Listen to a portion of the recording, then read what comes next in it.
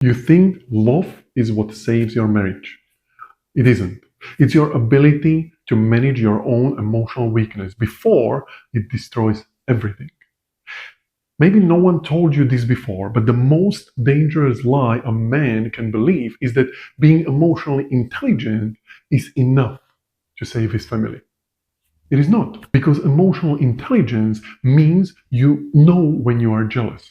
You recognize when you are triggered. You understand your grief. You can label your shame. But none of that matters if you can't control it when it counts. That's why the one emotion that decides if your marriage survives isn't love. It's your relationship to your own emotional fitness. You might be a smart man, right? Maybe a leader, a thinker, self-aware. You have read the books, you have gone to therapy, you have talked it through.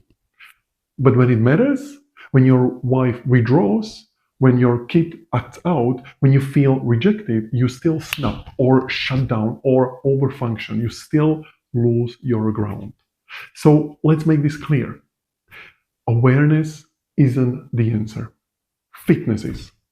Just like knowing how to lift weights doesn't make you strong, knowing your triggers doesn't make you calm. Emotional fitness is the ability to stay centered when your world tilts, to choose connection when your ego screams, to lead from presence, not panic. And yes, it's this one skill that decides whether your family stays together or collapses. I didn't figure this out from a book. I figured it out on the brink. My marriage was dying. Not because I didn't love her, but because I couldn't stop reacting. I was defensive, cold, hyperlogical, sometimes passive, sometimes explosive. All of it made sense in my head, but none of it worked. I remember one day in particular. We were sitting across from each other. She was crying. I was trying to stay calm, but inside I was raging, ashamed, grief-stricken. I knew I was being emotionally hijacked, and I couldn't stop it. That's when it hit me. Emotional intelligence had taken me far, but emotional fitness was the only thing that could save us. I stopped relying on logic. I stopped trying to think my way through feelings. I started rewiring them at the root. That is when everything changed for me. Now, let me explain why most smart, self-aware men are still spiraling in their relationships. They confuse emotional intelligence with emotional fitness. Emotional intelligence is theoretical. It's naming, noticing, reflecting. Emotional fitness is practical. It's staying calm in chaos. It's presence under pressure. Now, here is the problem. You don't break your marriage when you yell.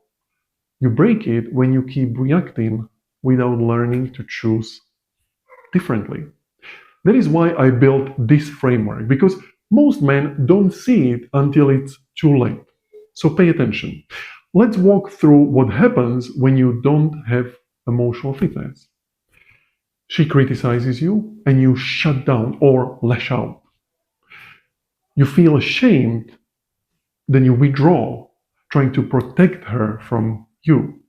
You feel powerless, you start controlling, micromanaging, or silently resenting. Does it sound familiar? Now flip it. You feel the shame come up and breathe through it. Emotional fitness. You feel the urge to fix her, but you hold space instead. Emotional fitness. You feel jealousy creeping in, but you choose trust. Emotional fitness. Emotional fitness is the reps you put in, not when life is calm, but when your family needs your grounded presence the most. You can be the most emotionally intelligent man in the room and still be the least safe. Why? Because safety isn't how well you explain emotions, it's how well you manage them. If she feels like she has to walk on eggshells around your moods, your insights don't matter. If your kids flinch when you raise your voice, your self-awareness is irrelevant. They feel your presence or they don't. If this is hitting home, subscribe to my channel. I post raw, real content that helps men stop spiraling and start leading in love. No fluff, just real rewiring. So, how do you develop emotional fitness?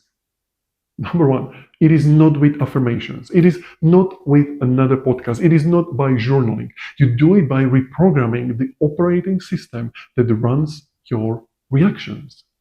This is what I have done as a hypnotherapist for the past 8 years. Rewiring past pain so it no longer hijacks your present. Recalibrating your nervous system so triggers lose their grip on you. Resetting your emotional baseline so connection becomes your default, not fear, not control, not performance. Connection. I have helped people heal from grief, betrayal, shame fast, not through talking about it, but through rewiring it beneath the surface where your identity actually lives. That's the magic of subconscious work. It doesn't just explain your patterns, it replaces them. And now I use that same process to help men like you, men on the brink of divorce, shift fast. Not over 6 dragging months of talking, but through a 6-week emotional immersion that upgrades how you show up, how you connect, and how you attract love instead of chasing it. I'm not just speaking from a coach's seat. I did this for myself. It saved my family. It helped me become a present husband and now a father to my second child, a 5-month-old son, something I never would have created if I stayed stuck. It works because it focuses on you and your reactions. It works because it rewires the part of your brain that acts out your emotions, not just thinks about them. It works because it makes these changes rapid, automatic, and lasting deep within. If you are here and this message is burning in your gut, this isn't the time to journal about it or to scroll. This is for men pre-divorce or men already holding the papers. If you are ready to act, not just talk, book a free clarity call.